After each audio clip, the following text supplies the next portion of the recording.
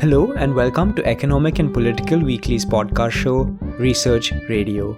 I'm your host Abhishek, and every week I give you a behind the scenes tour where academics tell us about their research. We learn details about their fieldwork, what they didn't include in their published article, how research can further equity, and much more.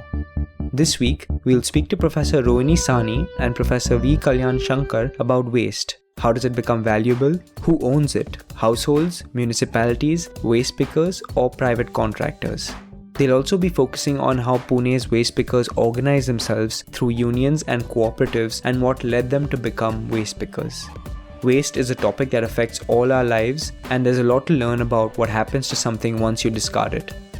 Professor Shankar teaches at the Symbiosis School of Economics in Pune, and he holds a PhD in economics.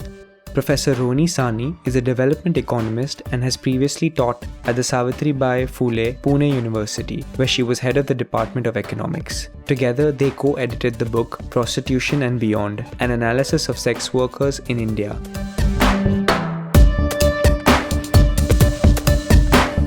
Thank you so much for joining us, Professor Shankar and Professor Sahni. Thank you. It's a pleasure to be invited by the EPW.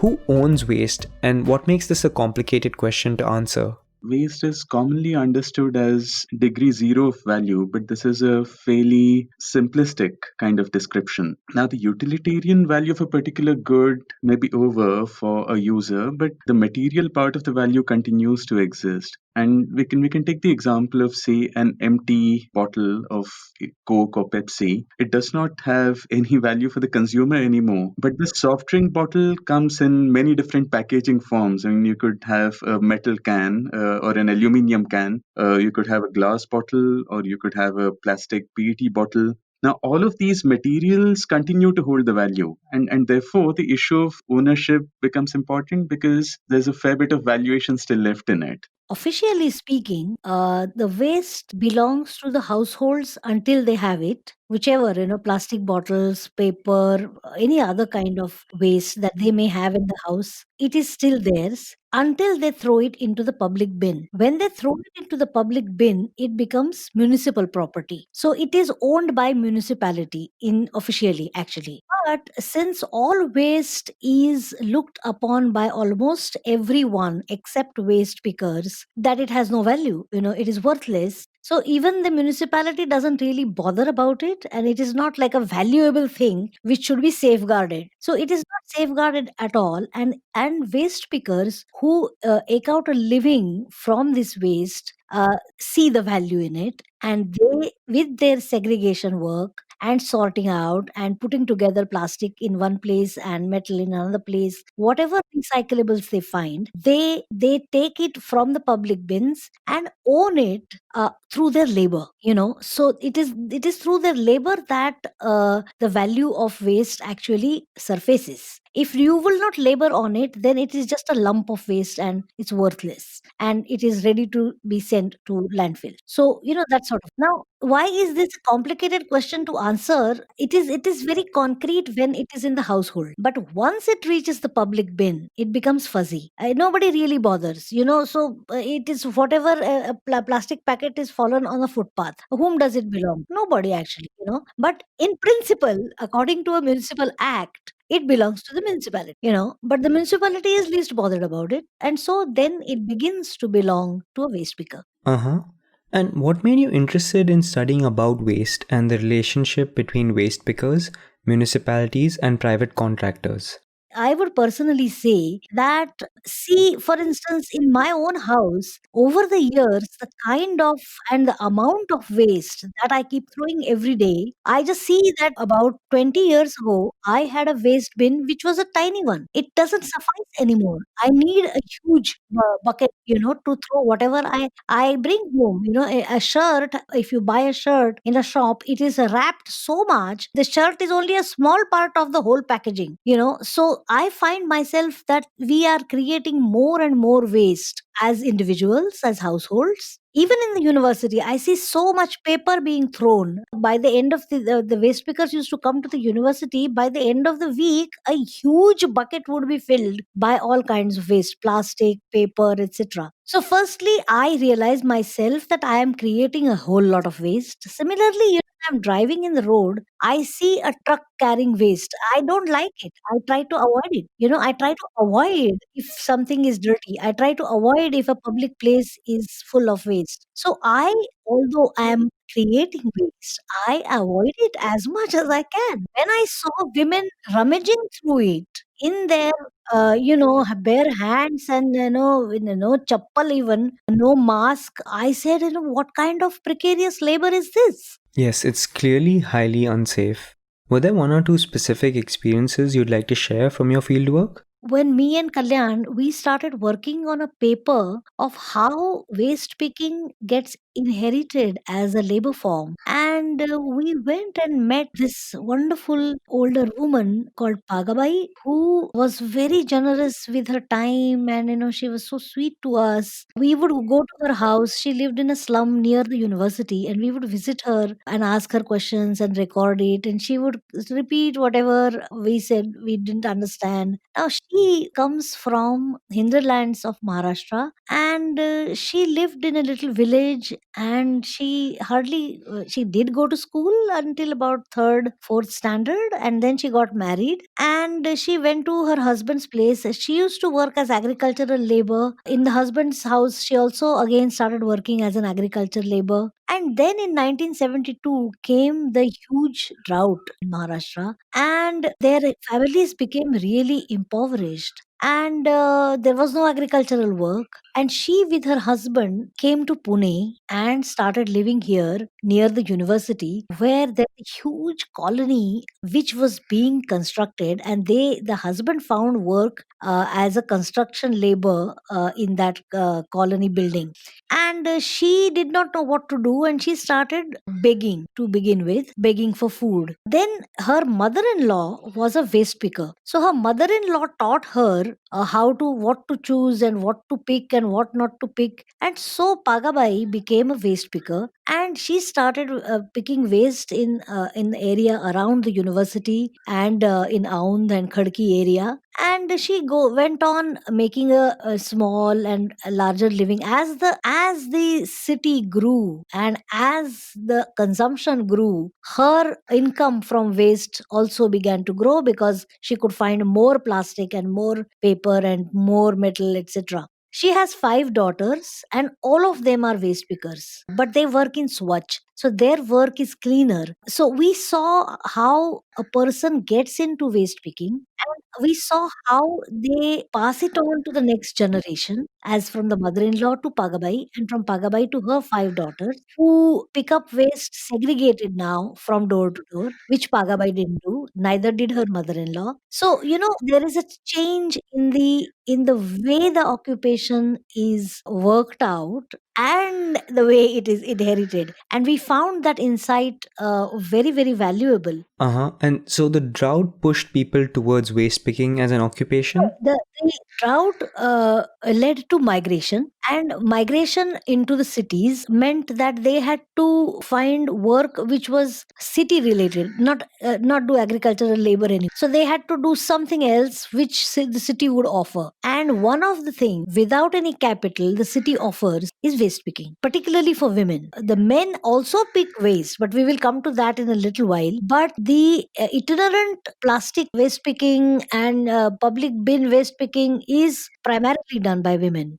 So the migration, the drought are the background to this. Yes, we definitely will get to this. Switching gears a bit for now, you've written that government bodies are not able to process the scale and diversity of waste generated in cities today. Why is this? The process of scale and diversity of waste is so big. It is so big because it's not just household waste, which we throw the vegetables and plastic and so on, and newspapers, but also construction debris, then waste that is medical or sanitary waste. There is extremely high diversity of waste that comes from various places like hospitals, or railway stations or public bins and roads everywhere. And so there is a requirement to segregate this waste, whichever, from wherever and however it has come. Medical waste has to be handled very carefully. Similarly, even those that comes from household, you can't mix newspaper with sanitary napkins, with vegetables cut with plastic, So these have to be segregated now, and segregated, and the recyclables have to be recycled. They have to leak out from there, and the rest goes to the landfill. Now this whole process is requires a huge amount of monetary resources, technical, vehicular resources, infrastructure, micro level planning. It requires a management which has to have a lot of people involved, and paid people with minimum wages, insurance, etc. And the municipality is incapable of doing that. A municipality alone cannot do this. It will not be able to do anything else. It's a huge task. And so they team up with private players, they team up with cooperatives of waste pickers. And so a certain kinship begins to develop between the state or the municipality and the waste pickers who have a union, and private players who also take waste and throw it on the landfill, and they also use their resources to do recycling. Now, when we get to the issue of diversity, when we talk to waste pickers, or from what we have heard from them, there used to be fewer forms existent in previously. So, when say in the course of the 80s, plastics wasn't particularly that big a form of waste. So, a lot of what waste pickers would collect would be actually paper related stuff. But in the course of the 1990s, 2000s, you find that plastic consumption, use of carry bags, use of other forms of plastics has grown quite enormously, and we start finding newer streams of waste getting into the public domain. And therefore, just to relate to what I was saying previously, even the municipal departments are now actually filled with engineers just to understand the technicalities of what to do with waste, what kind of technologies can be used for processing of waste. And given the diversity of materials that we have, because even plastics, for instance, is just a broad category. It has hard plastics, soft plastics, multi-layered plastic, for instance, is another very important form of plastic which has grown quite enormously in the public domain. So all of our regular packet of chips, for instance, they all get packaged in what is called as multi-layered plastic. So these are actually, from what we understand, or to put it in more layman's terms, these are actually layers of plastic and metal, perhaps, or two layers of plastic fused together, and which then become very difficult to process any further. So there is a diversity in terms of different packaging forms that has gotten into the public domain, and it's difficult for any urban local body to be able to handle this diversity of forms that they are expected to handle. Actually, the other part of your question deals with issues of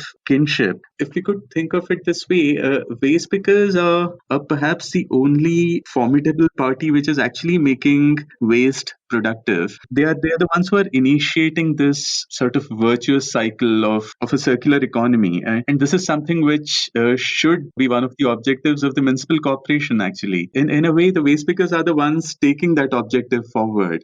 At the same time, there's also a fairly strong economic dimension to this kinship, because all of this labor which the waste pickers undertake, this is something that they're doing out of their own interest, but at the same time, they're saving the municipal corporation a fair bit of money, because all of these recyclable materials, which are then weaned away from the municipal collection systems, it means that the municipality now has a lesser number of vehicles, or rather a lesser amount of volume or weight of waste to be transported to some of its own waste handling facilities. So, in a way, this free labor of waste pickers is actually saving the municipal corporation a lot of money. Right. And can you tell me more about the waste chain? How does waste move from those who create it to groups involved in processing it? Now, if we think of the formal chains, it is usually handled by the municipal body. So they are involved in the collection, transportation, disposal of waste. And they are the ones who are handling all of these different nodes here.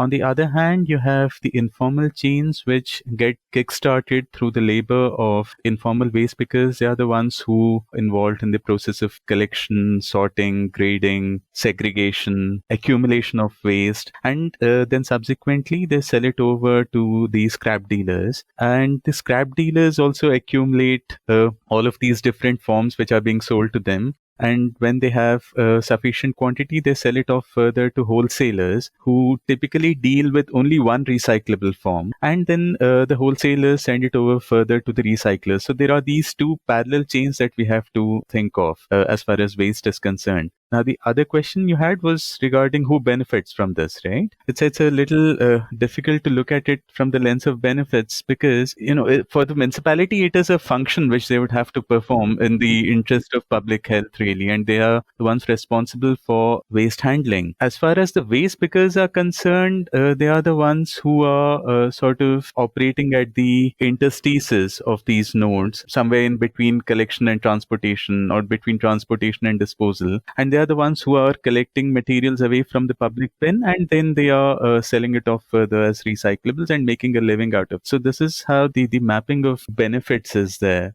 At what stages does waste become valuable, and what sort of hierarchies affect who can profit off this value? In case of some forms of waste, the households themselves are conscious of the value of it. And this is, something that we commonly see as far as maybe say newsprint is concerned. We sell raddi, right? It's a form of waste which the households are monetizing upon. So there are some forms where the households do realize the value of it and then they don't sell it off, or rather they don't put it into the bin directly. On the other hand, we end up putting a whole range of other materials into the bin, and there it becomes a question of being able to collect it, segregate it, sort it, and that is where the value comes through. Now, for this value to be realized, I think it becomes important to accumulate waste in certain volume. Without those volumes, it is not possible to monetize upon them because waste pickers are not in a position to sell it off on a day-to-day basis. So they'll sell it off only when they have accumulated a certain volume of it. So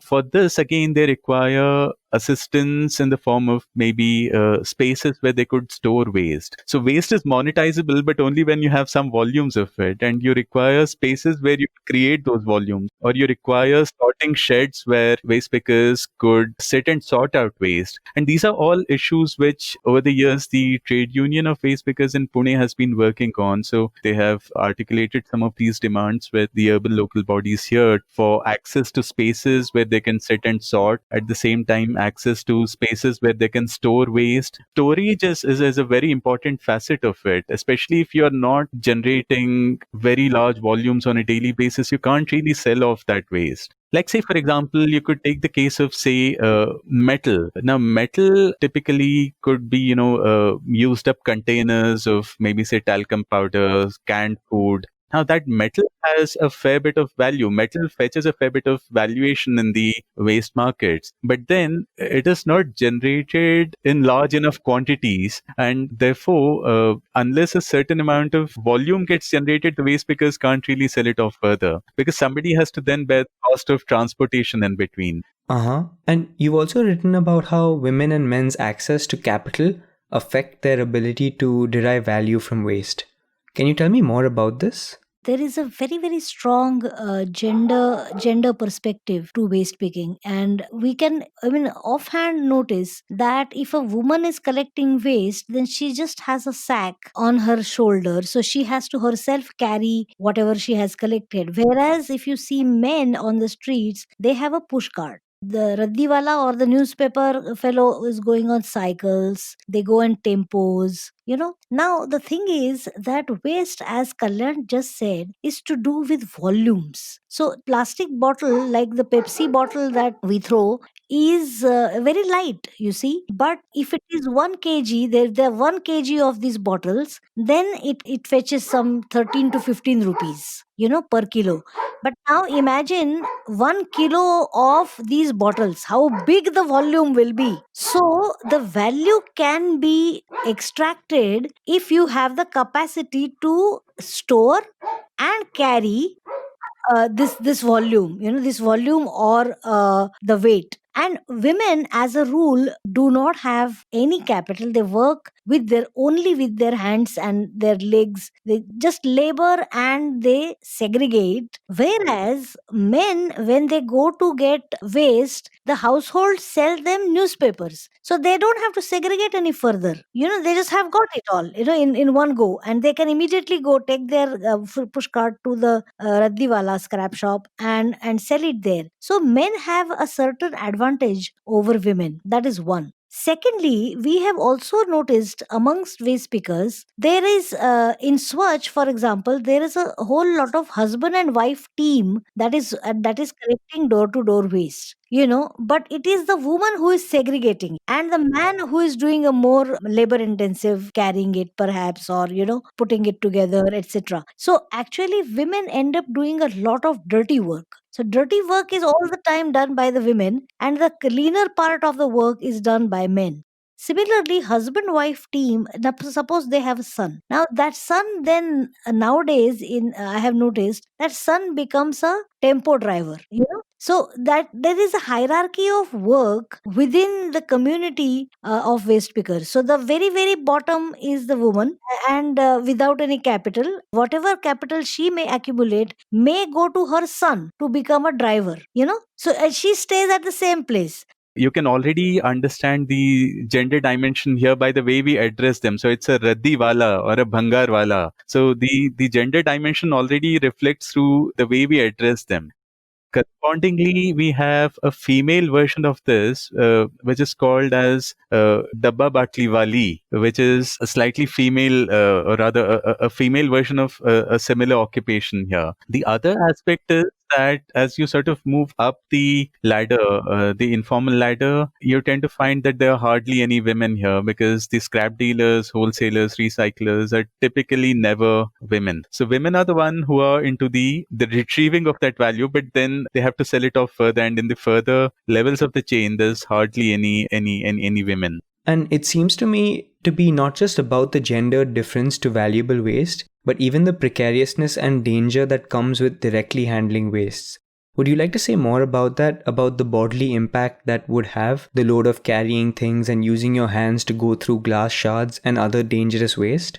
Women are doing the dirty work, and that dirty work is also the precarious work, which is, as you are saying, suppose she is segregating glass and it is broken glass. There could be needles, there could be any other dangerous things, not physically dangerous, but full of viruses or, bad for health kind of material, which she is handling with her bare hands. And another thing, which will come a little later as well, which is she is working in a very dirty space where there are dogs, there are rats, there are pigs, and she's competing with them, and she is segregating and trying to save something for herself. So not only is she in a gender wise below at the bottom level, she is also in the most precarious space. And how are roles stratified along caste in the waste chain? As far as caste is concerned, we have been working largely with informal waste pickers, and from what we know, they all, or a very large number of them, belong to a community called the Matangs. That is the caste from where a lot of waste pickers do come through. But at the same time, I think we also have to look at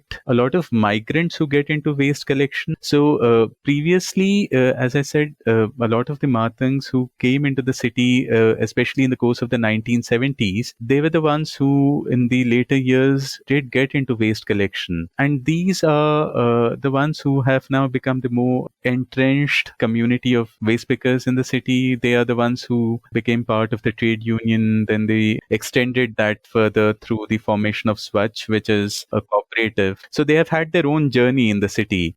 But at the same time, in the recent decade or so, there have been newer waves of migrants who are getting into the city, and these are not from within the state. So they don't really have that defined caste identity locally. I mean, they could be belonging to marginalized communities in other states, but they don't have a similar status in when they come over here. So there is this internal dynamic which has to be considered of caste from within the state and caste from outside the state, and who is doing what here. And increasingly, we find that there are a fair bit of migrants who are getting reduced to working in waste, or rather, when they do get into the city, waste becomes one of the early occupations that they can get into without any kind of capital, something that we have discussed earlier. And these are the ones who now compete with the earlier wave of migrants in the city, and that we still have to figure out how that competition sort of plays out on the ground. It's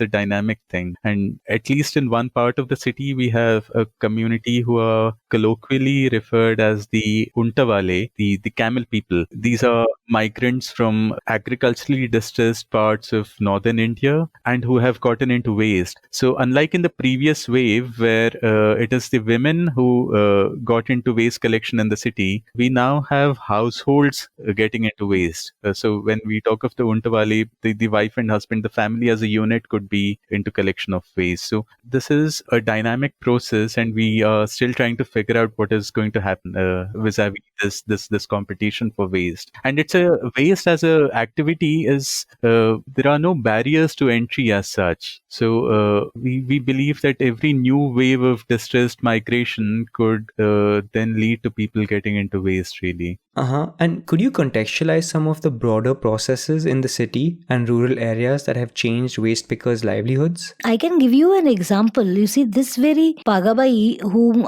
we know, and I know her daughter well, we talked to her about various issues, and we found out that she was working in waste. I mean, she's part of Swachh. But unlike Pagabai used to pick waste the whole day. She didn't have time for anything else. She picked waste from roadside, etc. And she had to cook at home and look after her own household. So her day was occupied with that. Whereas her daughter has a definite hours of work of door to door waste collection and then collecting them. And so she gets free by 2 o'clock or 3 o'clock in the afternoon. And as a result, she got through a training program for stitching clothes. And she stitches now at home. She has bought herself a machine, a sewing machine, and she stitches clothes for the people who live around her.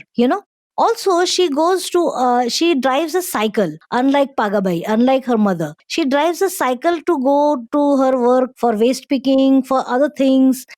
So you see, there is a inheritance of waste picking as a labor form. However, the daughter is at a better foothold and in a better, she has more access to capital, and she can make decisions of doing waste only part time or not doing it. And if she finds something else more lucrative and better, she may give up waste picking. I don't know. Presently, she is still doing it. But you see, there are these pathways that open up as the daughter is more educated, as she enhances her skills. So just as there is, as Kalyan is saying, that men who were doing something else earlier, maybe they were gardeners, maybe they were electricians, carpenters, or something like that in the informal market, and maybe they can't compete and they fall back into waste picking. Similarly, waste picker women could also climb up from dirty work to better working conditions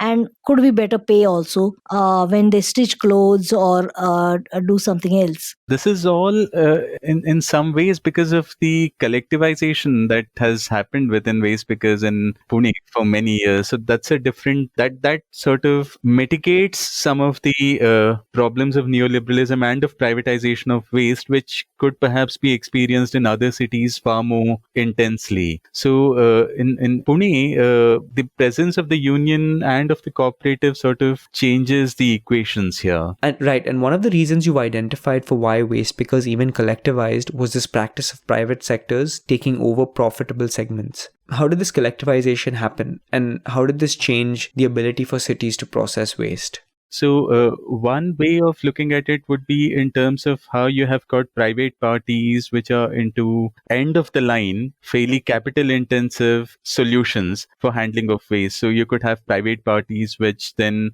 create maybe say a waste to energy plant or a waste to fuel plant or a waste processing plant, something of that kind.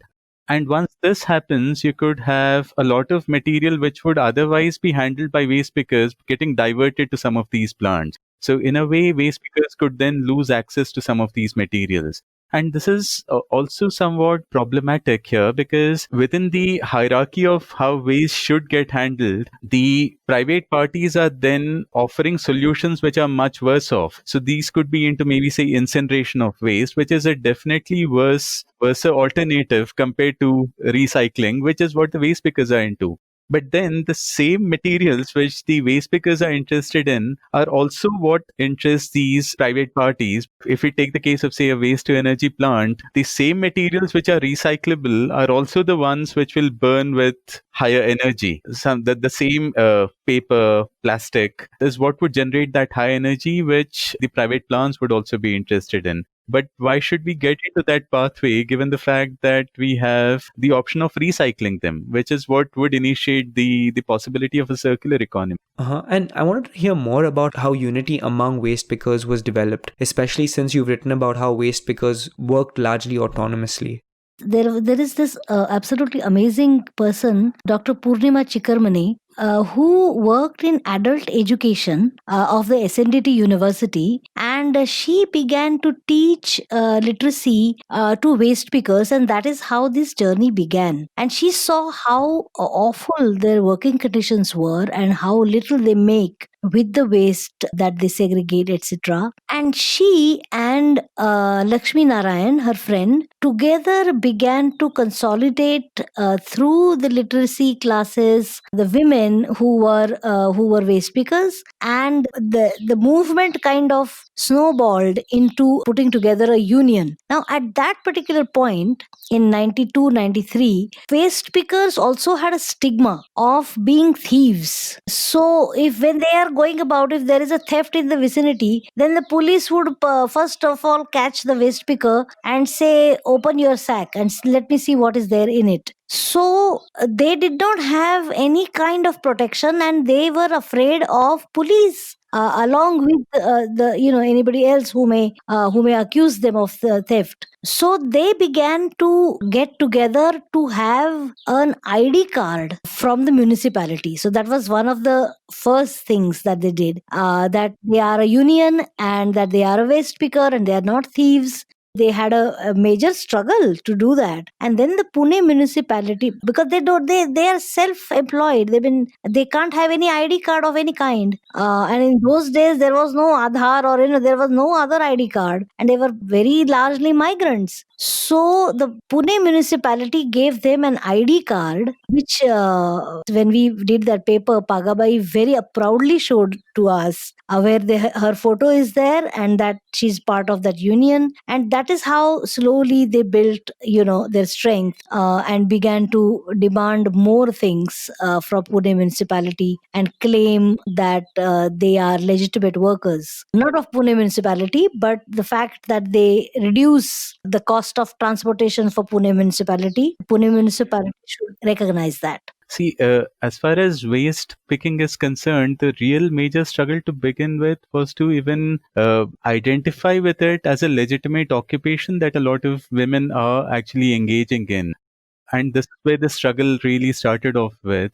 From what we have been told, in the initial years, there was also a movement for collection of segregated waste from households. But then it was point of articulation which was perhaps too ahead of its time. And most of the concerns of waste pickers dealt with the actual day-to-day quotidian challenges that they were facing, facing from the police, facing from municipal officials. They were considered as thieves by some people, as Rohini has pointed out. They were considered as women who came from the lower caste. In fact, this articulation, which we were told that a lot of these women could not get into domestic household household work around that time because they were considered as women coming from the lower caste. This is, of course, way back in the 70s and 80s. But some of these stigmas were responsible for pushing them into waste collection. And here they were getting harassed by the police largely. So the concerns of the women were centered on what can be done regarding countering these harassment, and which is what the union initially worked upon. So how to engage with the police, how to engage with the municipal corporation such that these women could continue with their work. I mean, there are so many instances where we have been told that police could round them up if there is a theft in a locality, or they could simply take over their sack and in some cases even burn them perhaps. So these are all forms of harassment which the women were facing in those years of the early 1990s. And the initial work of the union was to establish the legitimacy of this as an occupation, and which is where the issue of identity cards really comes through. So initially, the trade union had issued I-cards of their own, which then got endorsed by the Pune Municipal Corporation, I think in 1995, and 1 year later in the adjoining Municipal Corporation of Pimpri-Chinchwad. So this established the fact that these are women who are into waste collection. So this is how that early phase of collectivization was initiated, and these were some of the issues that they were working on. And around that time, from what I recollect, there were certain other concerns that the union was also quite active in. For instance, most of these women, they had no sources of credit. So it was not uncommon for them to be charged very high rates of interest, something as high as maybe say 20 rupees a day, 20% a day rather. So which means that you're given 100 rupees in the morning and you're expected to repay 120 in the evening. So these are some very trying circumstances that the waste pickers were working in. And for the union, it was important to understand what could be done to sort of break this chain. So the only party which considered waste pickers as worthy of credit were the scrap dealers, and which then tied up the waste pickers to those specific shops from where they were taking those credits. And the work of the union was to try and sort of break this loop. And they did this by getting into, or rather creating, a credit society of their own. At the same time, in order to counter the problems of controversial valuations of waste with the scrap dealers, the Waste Pickers Union also started off a shop of their own, which in many ways became like a barometer of waste prices in the city. So they initially started off with only one shop, but whatever prices were getting quoted at that shop, the women could use that as a reference whenever they were selling off in other shops. Right, and you've written that under the conditions of neoliberalism, workers are often negotiating, quote, more favorable terms of dispossession, end quote.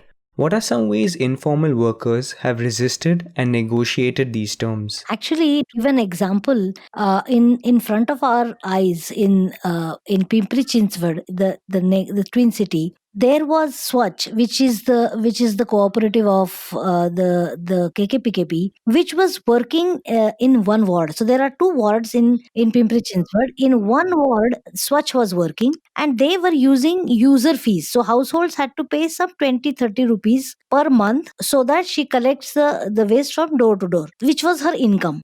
In the other ward, a private party began to work. They did not charge any money from the households. So within one city, half of the city is paying for a service which the other half is getting for free. It's extremely interesting, a case on which we are working on it right now. Actually, the municipality did not spend any money at all when Swachh is working in that ward, whereas it was spending millions of rupees to conduct the waste collection and all in the second ward. Now, but no money was paid by the households. So Swachh had to stop working, and they went to court, and the area where Swachh was working, another private party took over. So it's like galloping capitalism, completely leaving the local union out of it, and both the wards began a private party working in waste, door to door collection, everything, but done by private parties, not by Swachh.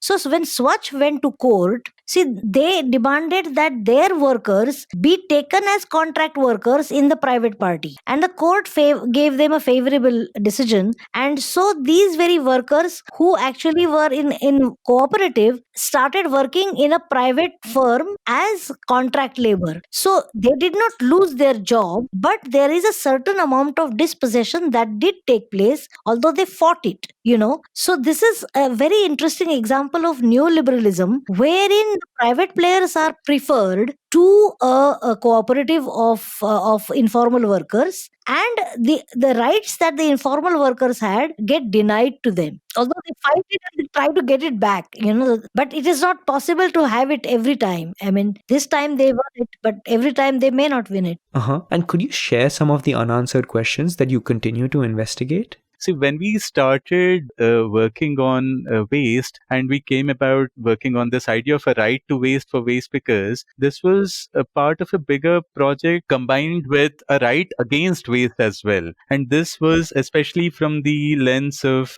peri-urban villages, which become the sites of urban landfill. So this is something that we are trying to document as well, the journey of the landfill in Pune and the struggles of the local villagers against the waste coming from the city. So then we have a right to waste for waste pickers, which could then be juxtaposed with a right against waste of the villagers living in the vicinity of the landfill.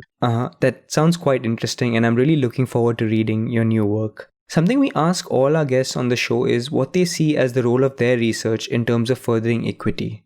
Both of us, me and Kalyan, we think we are sort of chroniclers of a social movement, which began in Pune. And our idea is to actually bring together, or rather create, a pool of people who are more informed about waste and then can pass on that further. And we are trying to create this pool of students, researchers who would then work more intensively on waste, on different dimensions of it, of course. And there are just too many of these dimensions for us to ignore them, actually. There definitely are, and thank you so much, Dr. Rohini and Dr. Shankar, for sharing answers to some of them with us today. Thank you. Thank you. Those who practice waste picking are usually from lower castes and classes, and among waste pickers, those who are doing dangerous and devalued labor are women. Despite the economic, environmental, and public health value of their work, the state avoids fairly remunerating them and equipping them with necessary safety equipment. What I liked most from the interview, however, was the manner in which workers organize themselves against state apathy and privatization. I do recommend reading the full article published by Professor Rohini and Professor Shankar in EPW, and I've shared a link to it in the description of this podcast.